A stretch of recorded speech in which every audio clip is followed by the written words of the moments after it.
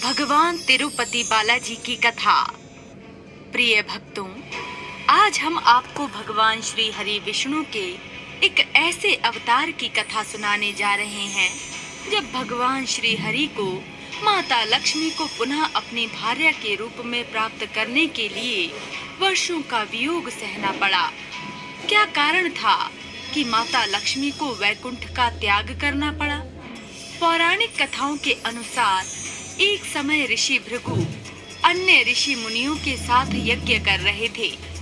तभी एक ऋषिवर ऋषि भृगु से प्रश्न करते हुए कहते हैं, हे ऋषिवर, हम सभी अपने अपने इष्ट देवताओं की पूजा अर्चना एवं उनके यज्ञ करते हैं, किंतु हमारी पूजा अंततः किसके चरणों में अर्पित होगी, ये तो हमें ज्ञात ही नहीं है। कह तो आप उचित रहे हैं, किंतु इस बात का ज्ञान हमें भला कैसे हो? उसी समय नारद मुनि उनके बीच हो रही इस वार्तालाप को सुन रहे थे और उनके इस प्रश्न का उत्तर सुझाने हेतु नारद मुनि उनके समक्ष जा पहुँचे। नारायण नारायण। प्रणाम मुनिवर। हे ऋषिवर, मैंने आपके मन में उठ रहे प्रश्नों को सुना है, किंतु उस प्रश्न का उत्तर क्या है ये तो किसी को ज्ञात नहीं। परंतु यदि आप चाहें तो आपके प्रश्न का उत्तर आपको मिल सकता है। किंतु कैसे नारद मुनि? हे ऋषिवर, इस संसार की सबसे बड़ी शक्ति त्रिदेव है, तो उसका उत्तर भी आपको वहीं से ज्ञात होगा। नारायण नारायण। जो इस संसार के आदि से अंत तक हैं, जो क्रोध अहंकार आदि भावों से परे हैं, वही त्रिगुणातीत हैं, वही पर ब्रह्मा है।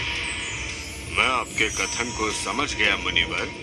त्रिगुणातीत पर ब्रह्मा में जिसके भीतर क्रोध अहंकार आदि का भाव नहीं है, वही हमारी पूजा अर्चना के अधिकारी है। नारद मुनि द्वारा कहे कथन को सुनकर भृगु ऋषि ने त्रिदेवों की परीक्षा लेने का निश्चय किया और वो सर्वप्रथम ब्रह्मदेव की परीक्षा लेने हेतु ब्रह्मलोक जा पहुँचे। किंतु ब्रह्मदेव उस समय ध्यान में इस प्रकार लीन थे कि उन्हें भृगु ऋषि के आगमन का आभास ही नहीं हुआ, जिस पर भृगु ऋषि अत्यंत क्रोधित हो उठे। ब्रह्मदेव, क्या आप ये भूल गए हैं कि आपके द्वार पर आए अतिथि का आदर सत्कार किस प्रकार किया जाता है? भृगु ऋषि, आपका इतना दुस्साहस कि आप सृष्टि के सृजनकर्ता से इस प्रकार ऊंचे स्वर में बात करें। भूलिए मत कि आपकी उत्पत्ति भी मुझसे ही हुई है। आप मेरे ही पुत्र हैं। आपके पिता होने के नाते तो आपको मेरा आदर सत्कार करना चाहिए, किंतु आप तो अहंकार में आकर मुझसे स्वयं के आदर की उपेक्षा नहीं अपितु आदेश दे रहे हैं। ब्रह्मदेव, इस समय मैं आपका अतिथि हूँ, किंतु अपने अतिथि के समक्ष आपके ऐसे क्रोध भरे स्वर ने ये सिद्ध कर दिया कि आप त्रिगुणातीत नहीं, आप रजोगुण से परिपूर्ण हैं। मैं आपको श्राप देता हूँ कि संसार में आप कभी पूजनीय नहीं होंगे। इसके पश्चात भृगु ऋषि महादेव की परीक्षा लेने हेतु कैलाश जा पहुँचे, जहाँ महादेव और माता पार्वती दोनों ही ध्यान की अवस्था में लीन थे, जिस कारण भृगु ऋषि के बार बार पुकारने पर भी महादेव को उनके आने का भान ही नहीं हुआ। अपना ऐसा अपमान देखकर भृगु ऋषि से रहा नहीं गया। हे महादेव, आप अपने ध्यान में इस प्रकार लीन हैं कि आपको आपके द्वार पर आए अतिथि का भान भी नहीं। भृगु ऋषि, आपने हमारा ध्यान किया होता, हमें सहृदय पुकारा होता, तो हम उसी क्षण आपके समक्ष आ पहुँचते, किंतु आपने हमारी आज्ञा का पालन न करके मर्यादाओं की अवहेलना की है।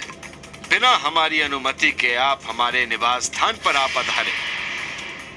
महादेव, आपके क्रोध के भाव ने यह सिद्ध कर दिया कि आप भी त्रिगुणातीत नहीं हैं। आपके भीतर भी तमोगुण का भाव है।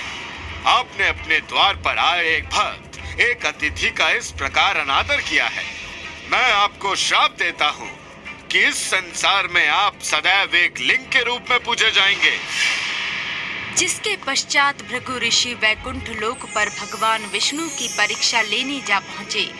किंतु भगवान विष्णु भी उस समय माता लक्ष्मी से वार्तालाप में लीन थे, जिस कारण उनका ध्यान भी भृगु ऋषि पर नहीं गया। बार बार अपना अपमान होते देख भृगु ऋषि ने अत्यंत क्रोध में भगवान विष्णु के वक्ष स्थल पर अपने पैर से प्रहार कर दिया। आघात लगते ही भगवान विष्णु और माता लक्ष्मी को भृगु ऋषि की उपस्थिति का भान हुआ। भगवान विष्णु का इस प्रकार अपमान होता देखकर माता लक्ष्मी अत्यंत क्रोध से भर गई, किंतु भगवान विष्णु ने क्रोध न करते हुए अत्यंत शांत भाव से भृगु ऋषि से कहा, हे ऋषिवर, मुझे क्षमा करें। ऋषिवर, आपने अपने पैर से मेरे वक्ष स्थल पर प्रहार किया है। कृपया कर मुझे बताएं कि कहीं आपके पैर में कोई पीड़ा तो नहीं हुई। भगवान विष्णु के ऐसे निर्मल स्वभाव को देखकर भृगु ऋषि का क्रोध शांत हुआ और विष्णु जी पर किए प्रहार के कृत्य से वो अत्यंत लज्जित हो उठे और क्षमा याचना करने लगे। हे परब्रह्मा, हे नारायण, मुझे क्षमा करने की कृपा करें। मैंने क्रोध में आकर इस सृष्टि के स्वामी पर ही प्रहार कर दिया। मैं किस प्रकार आपसे अपने इस नीच कृत्य के लिए क्षमा याचना करूं भगवान, किस प्रकार? ऋषि भृगु, क्षमा याचना तो हमें आपसे करनी चाहिए। आप हमारे द्वार पर आए और हम आपके अनेकों बार पुकारने पर भी आपकी पुकार को नहीं सुन पाए। मुझे क्षमा प्रदान कीजिए ऋषिवर, और आपके प्रहार से जो मेरे वक्ष स्थल पर आपके चरणों का जो चिन्ह अंकित हो गया है, ये सदैव मेरे वक्ष स्थल पर इसी प्रकार अंकित रहेगा। मुझे और लज्जित ना करें प्रभु। मैं तो अपने एक प्रश्न का उत्तर पाने हेतु त्रिदेवों की परीक्षा लेने निकला था। मुझे मेरे प्रश्न का उत्तर तो मिल गया प्रभु, किंतु मेरे क्रोध के कारण इस कृत्य से मैं लज्जा से भर गया हूँ। हे नारायण, आप ही परब्रह्मा हैं, आप ही त्रिगुणातीत हैं, आप ही हमारी पूजा अर्चना, हमारे यज्ञों को स्वीकार करने वाले परमेश्वर हैं। अपने प्रश्न का उत्तर पाकर और भगवान विष्णु से क्षमा याचना कर भृगु ऋषि वैकुंठ से चले आते हैं, किंतु भगवान विष्णु के इस प्रकार अपमान को माता लक्ष्मी सहन नहीं कर पाती। स्वामी, आप तो सदैव कहते हैं कि देवी लक्ष्मी आप तो सदैव मेरे हृदय में निवास करती हैं। मेरा हृदय तो आपका निवास स्थान है। आज जब भृगु ऋषि ने आपके वक्ष स्थल पर प्रहार किया, तो वो प्रहार उन्होंने आपके साथ ही आपकी अर्धांगिनी पर भी किया है। स्वामी, मैं तो सदैव यही सोचती रही कि आप मुझसे सर्वाधिक प्रेम करते हैं, किंतु आपने मुझ पर हुए प्रहार के पश्चात भी उन्हें दंड नहीं दिया। यदि आपको मुझसे प्रेम होता तो आप कदापि ऐसा नहीं करते। स्वामी, स्वामी, जहाँ आपका और मेरा सम्मान नहीं, मैं कदापि उस स्थान पर एक क्षण भी नहीं ठहर सकती। देवी, ये आप क्या कह रही हैं? इस संसार में मैं आपसे और अपने भक्तों से सर्वाधिक प्रेम करता हूँ। आप कृपया इस प्रकार मुझसे क्रोधित ना हो। नहीं स्वामी, यदि आपको मुझसे प्रेम होता तो आप उनसे क्षमा याचना करने के स्थान पर उनको दंड देते, किंतु आपने ऐसा नहीं किया। इसीलिए मैं इसी क्षण वैकुंठ लोक का और आपका त्याग करती हूँ। ऐसा अनर्थ मत कीजिए देवी लक्ष्मी। फिर से व्हाइट? कैसे पहनती है व्हाइट हर रोज? Who knows? चांद जैसा चमकता, दूध जैसा व्हाइट, पर हर दिन फिर से व्हाइट। क्या जिंदगी में व्हाइट वापस चाहिए?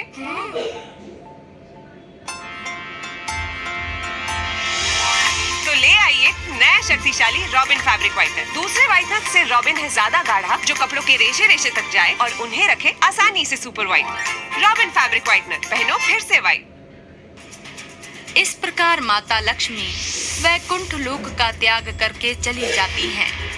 माता लक्ष्मी के वैकुंठ त्यागते ही भगवान विष्णु अत्यंत निर्बल तथा दुर्बल हो जाते हैं, क्योंकि उनकी शक्ति रूपा माता लक्ष्मी उनका त्याग कर वहां से चली जाती हैं। भगवान विष्णु की ऐसी दशा को देखकर महादेव और ब्रह्मदेव माता लक्ष्मी को समझाने का प्रयास करते हैं। हे महादेव, हे ब्रह्मदेव, मुझे क्षमा करें, किंतु जहाँ मेरे स्वामी का सम्मान नहीं, मैं वहाँ कदापि निवास नहीं कर सकती। अतः आप कृपया कर मुझे पृथ्वी लोक पर ऐसा स्थान सुझाने की कृपा करें जहाँ मैं निवास कर सकूं। देवी लक्ष्मी, यदि आपकी यही इच्छा है तो आप पृथ्वी लोक पर वेंकटाद्रि पर्वत पर निवास करें। ये वही स्थान है जहाँ श्री हरि नारायण ने अपने वराह रूप में निवास किया था। यदि ऐसा है तो हमारे निवास स्थान के लिए इससे उचित और पवित्र स्थान कोई और हो ही नहीं सकता महादेव। देवी लक्ष्मी, कृपया कर लौट आएं। देवी लक्ष्मी, देवी लक्ष्मी, कृपया कर लौट आएं। ब्रह्मदेव, महादेव, हमें अपना वेश बदलकर किसी अज्ञात स्थान पर छिपकर रहना होगा, अन्यथा स्वामी हमें खोज लेंगे। कृपया कर स्वामी से छिपने के लिए हमें शीघ्र किसी उचित स्थान के बारे में बताइए। देवी लक्ष्मी, ये राजा चौल की नगरी है। वे बड़े धर्मात्मा हैं एवं उनके राज्य में गौ माता को माँ समान माना जाता है। इसलिए हमारे छिपकर रहने के लिए ये स्थान ही उचित है। इसके पश्चात ब्रह्मदेव एक गाय और महादेव एक नन्हे बछड़े का रूप धारण कर लेते हैं और उनकी देखभाल करने के लिए माता लक्ष्मी एक ग्वालिन का रूप धारण करती हैं और गाय रूपी ब्रह्मदेव और नन्हे बछड़े रूपी महादेव के साथ राजा चोल के महल जा पहुंचती हैं। हे कन्या, तुम कौन हो और तुम्हारा हमारे महल में पधारने का क्या प्रयोजन है? हे राजन, मैं ग्वालिन हूँ, किंतु अब मैं अपनी गाय और बछड़े के पालन पोषण करने योग्य नहीं। इसीलिए मैं चाहती हूँ कि आज से आप ही इनका पालन पोषण करें। उचित है ग्वालिन, आज से तुम्हारी गाय और बछड़े का पालन पोषण हम करेंगे। मंत्री, तुम ग्वालिन को इस गाय और बछड़े का मूल्य चुका दो। इससे पहले कि राजा चोल गाय और बछड़े का मूल ग्वालिन को चुकाते, वो मानो जैसे वहां से कहीं विलुप्त हो गई। तब राजा ने एक चरवाहे को गाय और बछड़े के पालन पोषण का दायित्व सौंप दिया। दूसरी ओर माता लक्ष्मी को खोजते खोजते भगवान विष्णु राजा चोल की नगरी जा पहुंचते हैं और अत्यंत दुर्बल होने के कारण बेसुध होकर चींटियों की बांबी के भीतर जा गिरते हैं और वहीं श्रीनिवास के रूप में चींटियों की बांबी में ही निवास करने लगते हैं। वहीं दूसरी ओर वेंकटाद्रि पर्वत पर माता लक्ष्मी गहरी तपस्या में लीन हो जाती हैं। अब चरवाहा प्रत्येक दिन गाय और बछड़े की देखभाल करने लगता है, किंतु वो गाय चरवाहे की दृष्टि से बचकर हर रोज चींटियों की बांबी के पास जाती और श्रीनिवास के रूप में निवास कर रहे भगवान विष्णु को अपना दुग्ध प्रदान करती और पुनः चरवाहे के पास लौट जाती। इस कारण वो चरवाहे को बहुत ही कम मात्रा में दुग्ध प्रदान कर पाती। ये गाय प्रतिदिन इतना कम दूध क्यों प्रदान कर रही है? इसके पीछे क्या कारण है? कहीं तुम ही तो इसके दुग्ध की चोरी नहीं करते हो चरवाहे? नहीं राजन, कदापि नहीं। मैं कदापि आपसे इस प्रकार का छल करने के विषय में सोच भी नहीं सकता। तो फिर पता लगाओ कि ये गाय प्रतिदिन हमें इतना कम दूध क्यों प्रदान कर रही है। जैसी आपकी आज्ञा राजन।